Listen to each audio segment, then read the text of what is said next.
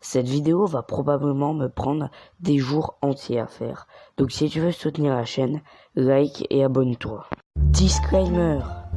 Attention, pour bien comprendre cette vidéo, faut savoir qu'il y a deux types de véganes. Les véganes normaux, alors c'est ceux qui mangent pas de viande, ni d'œufs, ni de lait, ni de cuir, ni de poisson. Alors personnellement, j'ai rien contre eux, ils mangent juste pas de viande, c'est leur problème, pas le mien. Et les véganes extrémistes. Et c'est ceux-là qu'on va parler dans la vidéo, donc si je dis juste vegan, je veux dire vegan extrémiste. Mais alors, c'est quoi les véganes extrémistes? En fait, les véganes extrémistes, c'est en plus d'être véganes, des gens qui veulent que toute la terre devienne végane. Attention, je n'ai aucune haine contre eux, juste un mépris. Fin du disclaimer. Mais alors pourquoi? Tout simplement parce que les véganes se retrouvent souvent à insulter, menacer, inciter à la haine et au harcèlement envers des gens qui veulent juste garder un débat ouvert. Quelques exemples. Est-ce que les mangeurs de viande méritent-ils de vivre?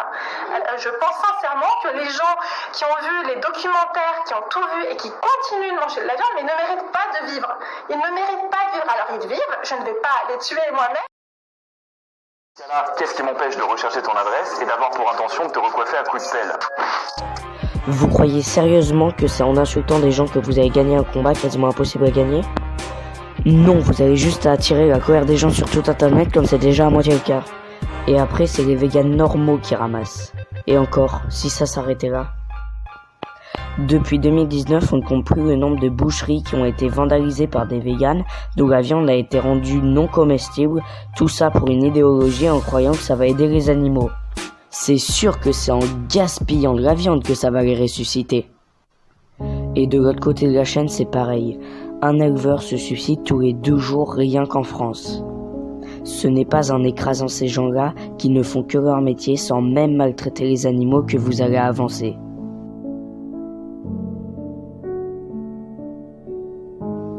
Les véganes ont souvent tendance à pointer les pas véganes du doigt. Sauf que si j'achète un steak d'une vache élevée en plein air, je ne fais pas partie des consommateurs de viande d'abattoir. Ben non, parce que quand je prends un steak, même de mauvaise qualité, je lui ai rien fait à la vache. Ben non, car comme dit précédemment, c'est des gens qui font juste leur métier. Dire que des éleveurs sont des enfoirés reviendra à dire que des militaires est un connard, car soi-disant, ils tuent des gens.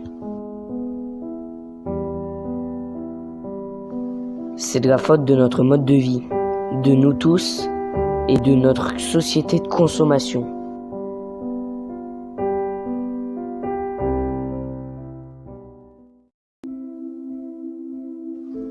Car en dehors d'insulter tout le monde, les véganes ont aussi des arguments. Les voici.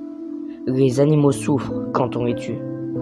Rarement, car dans 99% des cas, les abattages se passent bien et les animaux ne souffrent pas. Mais bien sûr, ce n'est que de ces 1% qu'apparent les véganes. On utilise plus de 15 000 litres d'eau pour faire 1 kg de viande. Faux, car sur ces 15 000 litres d'eau, il y en a plus de 14 000 c'est l'eau de pluie qui tombe dans les prés des vaches. Vous imaginez comment c'est absurde? C'est comme si dans ta facture d'eau on te comptait aussi l'eau qui tombe dans ton jardin. Vous imaginez la manipulation des chiffres, toujours plus dans l'extrême? Les animaux sont serrés dans des bâtiments. Certes, mais il n'y a pas que ça. Beaucoup de pas véganes comme moi ne mangent que des animaux élevés en plein air.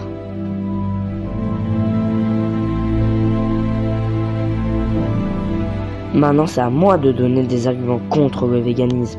Si on rend la viande illégale, les œufs et le lait, des centaines de milliers d'emplois seront supprimés. Comment ces personnes feront-elles pour vivre? Seuls 0,3% des Français sont véganes.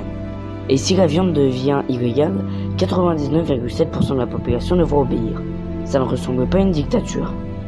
Est-ce que c'est plus moral de tuer des milliards d'insectes à coups d'insecticides dans les champs et de déforester des hectares de forêt où vivent les animaux pour nos cultures? Et si on supprimait les abattoirs, que ferait-on des milliards de poules de vaches? On ne peut pas les libérer, elles mourraient. On ne peut pas les mettre dans des enclos à ciel ouvert, il y en a trop. Donc qu'est-ce qu'on fait? S'il y a des véganes, je vous laisse méditer dans le respect. Ça fera un bon débat.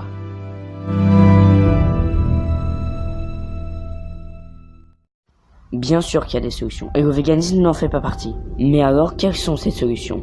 Il n'y en a pas 36 000, il faut manger de la viande de bonne qualité, mais par conséquence, plus cher. Et non, brûler des abattoirs n'est pas la bonne solution. Au contraire, ça ne fera qu'accentuer la souffrance animale. Mais si on n'a pas les moyens, même si on n'a pas les moyens, faut manger de la viande de meilleure qualité, quitte à en manger moins. C'est meilleur pour l'écologie, les animaux, et ça fera peut-être de notre monde un monde meilleur.